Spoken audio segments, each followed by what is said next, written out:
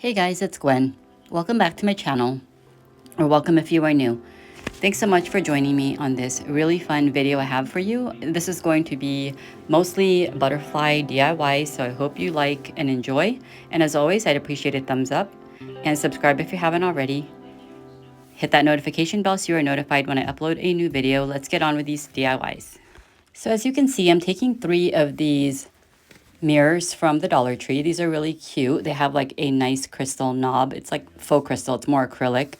They have a knob at the bottom. You can use these individually. That's how they're sold. They are made of plastic. What I'm doing here is just covering up the mirrors just so you don't get that reflection as I'm doing my DIYs.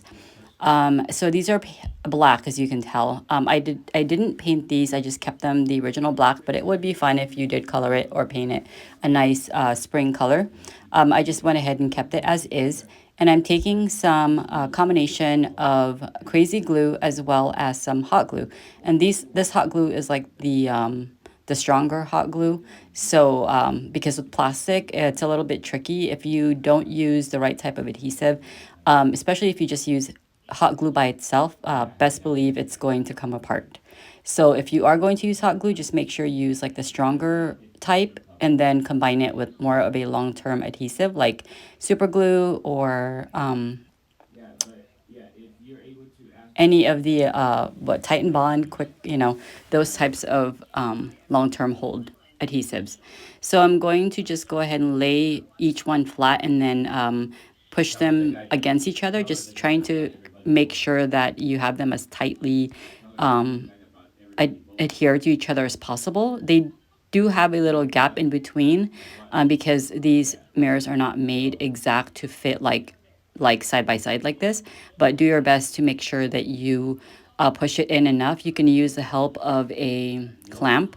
And then I went ahead and reinforced it in the back because I felt like this was not as stable as I wanted it to be. And my initial idea was to use these wood pieces that are from Dollar Tree and just hot glue them across. However, because of the frame of these mirrors, it would not allow for those wood pieces to attach, directly or make contact to the actual backside of the mirrors, if that makes any sense. So I went ahead and went on with plan B, and I used these like faux domino looking tiles that are from Dollar Tree as well. They're in the kids section.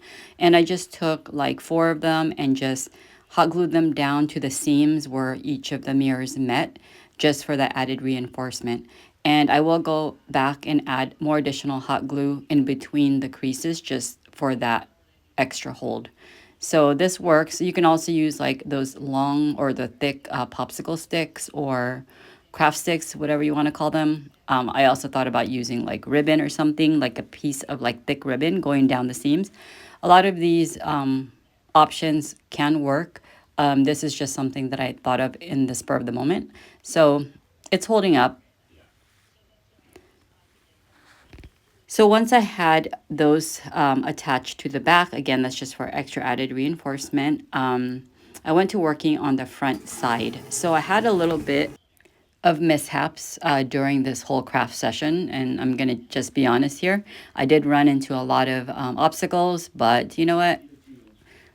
I saw, I conquered. So that's all that matters, is that I was able to work through the difficult obstacles that I faced, and the challenges that I faced during this craft sesh. So don't give up if you are working on something and things aren't going exactly as you planned, but there's always a way to fix or remedy, the mishaps. So here I'm taking this pack of rub-on transfers. This is like the gold foil pack, and I don't really work with the gold foil ones as much at Dollar Tree. So here's an example of what happened. So I tried to burnish this transfer on, and as I lifted it, that one center part would not, for the life of me, come off of the backing sheet. I kept going over and over it, burnishing harder and harder, but still, you see what happened. The middle one, same situation. I don't know if it's this particular style of transfer that was just making it difficult, like this metallic style. But this one right here, the last word, love, actually came on, transferred on perfectly. So I'm just taking some rubbing alcohol on a cotton ball and just removing those mess ups. And I'm going to start over. I'm going to pick different words that fit into that area. Um, and it was a little challenging because that pack of transfers had a limited amount of words that was the exact or yeah, the perfect fit for that section. So I did have to see what else I could fit into that little narrow part of the mirror. But I did find this word life, so I went ahead and used that. And then I also chose laughter. So luckily I had a few more left that would fit because most of them were a little on the bigger side and words that I didn't exactly want to use. So to further embellish this mirror set, I went ahead and took my redesign pack of butterfly transfers, and I've used this in my previous DIY video. I love this transfer pack, super cute, especially if you're into butterflies or doing specimen art. This would be perfect. So I just decided on choosing the style and size of butterflies that would fit into the areas that I wanted to transfer these on. And again, this proved to be a little bit challenging as well because I was hoping that this pack would have more smaller butterflies, but it didn't. This size right here was pretty much one of the smaller sizes, so I had no choice but to stick with this. So as you can tell, there's gaps or seams in between each mirror, obviously, because they are intended to be separate mirrors. So I had to be creative and figure out a way to get these transfers transferred on in between the seams and whatnot. And, you know, it's all good because at the end of the day, you know, I always favor like that distressed rustic look. So little crack here and there, a little bit of imperfection does not bother me one bit. You can actually emphasize those imperfections to make it look more deliberate. So like instead of, you know, like trying to get things perfectly, knowing that it probably will not come out perfect, like in this situation, me trying to burnish this over in between two of these mirrors with that center seam, definitely will not come out perfectly, and it didn't. So what I did to further highlight the imperfections was just to sand a little bit off and make the butterflies look more worn. So it has more of a deliberate look of distressing. So this is what I'm talking about. So when I burnish on these butterflies here in between the two seams, you are going to get like some cracking in between, and the way that your transfers split is not going to look nice, you know, and it's going to look a little jagged and whatnot, especially the one on the top that you'll see here. But again, all I did to kind of fix that situation, not make it look too much of an eyesore, is to just grab a sanding block or sanding sponge from Dollar Tree like this and just exaggerate the distressing. So I just went over the butterfly different areas, just removing some of it, making it look imperfect. And here I was trying to be super careful with where I was sanding off the butterfly, because keep in mind that these mirrors are made of plastic, and this plastic material will definitely scratch up easily. So if you were to use your sanding sponge and just scratch in other areas aside from the transfer, you'll definitely see scratch marks and it will not look pretty. And this is black too, so it will definitely stand out. So just be mindful of that if you're planning to sand any areas on these mirrors. And then for this butterfly here, I decided, you know, let's go ahead and split it down the middle, just cut it in half, and then put each side of the butterfly on either side of the knob. And I think that looks cute. So I just went on adding more butterflies as needed. I just added that one last piece right there on the other side. That's just the other half of the other butterfly that I used for that center top part. And I just felt like the right side was missing something. So I just went ahead and added that one last bit. And that pretty much does it for, you know, the transfers and stuff. And, you know, this is a super easy updo for a inexpensive Dollar Tree item. Hopefully you guys like that one. And let's move right along to our our next projects. I'm using these like gold looking plastic frames. They look like they're heavy, but they're not. They're plastic. They have a chalkboard backing, and I love that Dollar Tree started carrying this type of stuff because it does look expensive. If you know from a distance, you wouldn't even know it's plastic. And this is a perfect base for painting over with different color that you might prefer, or waxing, highlighting, doing all the fun things because of all the detail up top. All I did was also took a pack of these mirrored butterflies, and I've had this in my stash for quite some time. Dollar Tree carries these as well as like a whole bunch of other themed ones. I decided to go with more of a butterfly specimen artwork, and I was choosing the 3 different butterflies that I thought would coordinate well and would fit into this little space. So I chose these 3 right here, and this is where I was trying to decide on the placement. But before attaching anything, I use some rub and buff. And this is antique gold, and I like to use my fingers whenever I'm applying rub and buff. But it's a lot easier to use like a foam brush of some sort when you are adding rub and buff to like more of detailed areas like that top part right there, because obviously your fingers won't necessarily fit into like all the grooves and details. So here I was just trying to use like a paper towel or a napkin, and it worked, okay. But I think if I use like a brush, it would be, a lot better. So with rub and buff, it's really easy to use. You just use a brush applicator, use your fingers, use a napkin, whatever you want to use, and just rub that over the surface to create a different tone. And then I'm using this Tim Holtz spray here. It's in the color Vintage Photo. It's more for like paper crafting, but I do like to use like a lot of these types of products in my crafting because I think that it does add a lot of interest and dimension to my projects. So all you do is just spray it on, and keep in mind that these frames are plastic, so they're not really porous, so they're not going to really absorb any of this stuff I'm spraying a whole lot. Maybe a little bit if you let it sort of set and then dab off a little bit. But as I was doing this, I was noticing like the color not really sticking.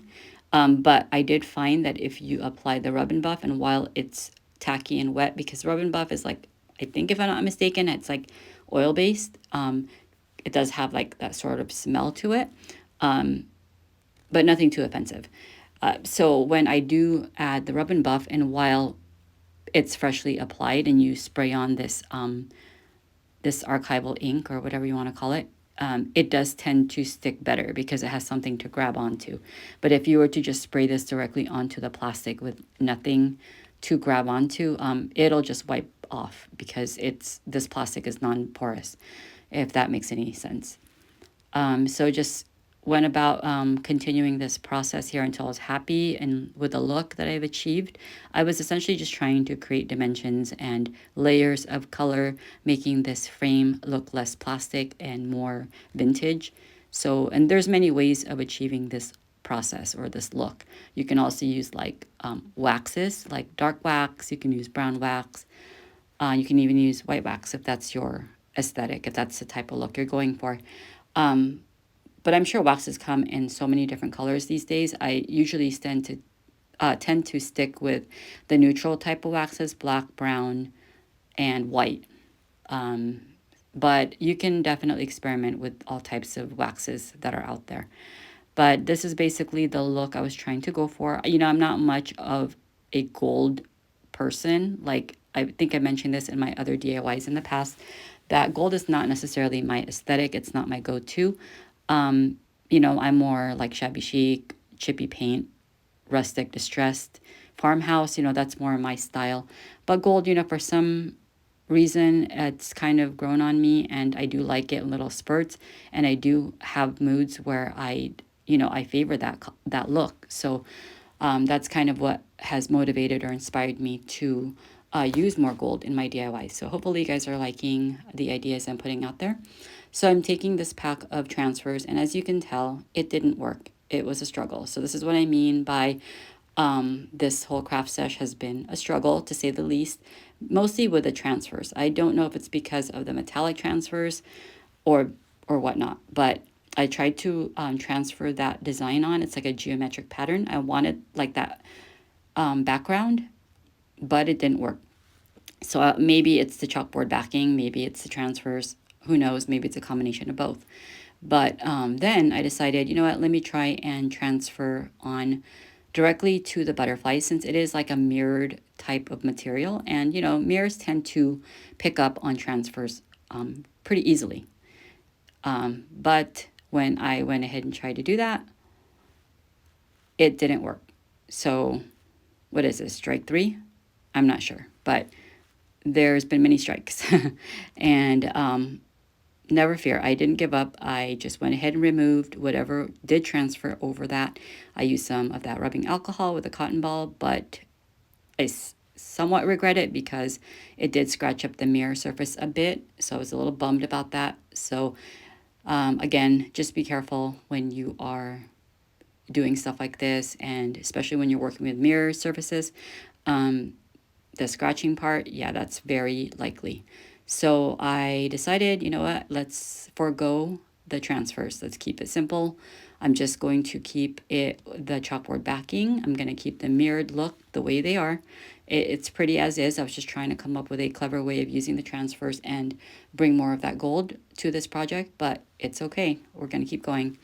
I went ahead and just placed everything down as I wanted them to lay, and then just removed the backing that it had and just carefully pressed into it using the help of a napkin, because I didn't want to be touching the mirror, because as much as possible, try not to get fingerprints or more scratches onto it, heaven forbid.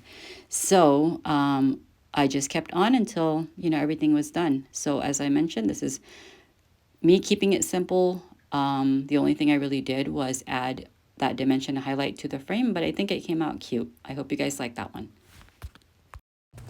So moving right along to the next DIY, I'm using another one of these ornate frames from Dollar Tree. Again, I'm really loving the look of these frames. So I'm going to go ahead and make another artwork, a wall decor, using some of these butterflies that I found at the 99-cent store. So for this, it's going to be really simple. I'm not going to do anything special to the chalkboard. However, I am going to add some dimension and layers to the frame, just as I did with the other project.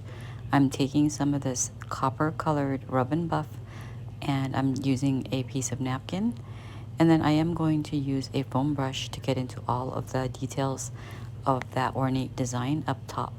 This one is going to add a lot more depth because the color is more deeper and darker, and it does show up a lot more than it did for the first DIY, and that's because of the color that I chose. I just wanted to see how using a different colored rub and buff would make a big difference from the first project that I did using that antique gold. So here it definitely made this darker, and I'm also going to be using the same archival ink spray from Tim Holtz as I did for the other frame. And again, I love the way that these two frames looked. They came out slightly different, but had very similar appearance. So these are the butterflies that I found at the 99. They were in their garden section. And if you didn't know, the 99-cent store is closing. So I found these quite a while ago when they first brought out their spring line. And last time I checked, they didn't have these anymore. So I was lucky enough to find these. I knew that they would come in handy for a nice DIY project. So this was the perfect opportunity to go ahead and make some specimen art. And all I did was remove the little metal stake that it came on. And again, these are intended to be used in a garden, but I just removed that stake and then hot glued each of these butterflies onto the chalkboard backing. And I did pick these up in other color combinations, but I did like the way that these two look together paired. And I didn't do a whole lot more with this. As I mentioned, I kept it simple, and I love the way these butterflies are able to be positioned they're meant to flutter like when the wind is blowing them. So they're perfect. So you can see I can just fold the wings and they move. And I think this came out super precious and easy. I hope you guys like this one. So that does it for this video. I hope you guys enjoyed all the DIYs I had to share with you today. If you enjoyed watching and like this type of content, please consider subscribing to my channel, as it does help my channel to grow. And don't forget to hit that notification bell so that you're notified of any new uploads. And as always, I do appreciate a thumbs up. And I thank you guys for being here with me and for tuning in, and I hope to catch you in my next video. Thanks for watching.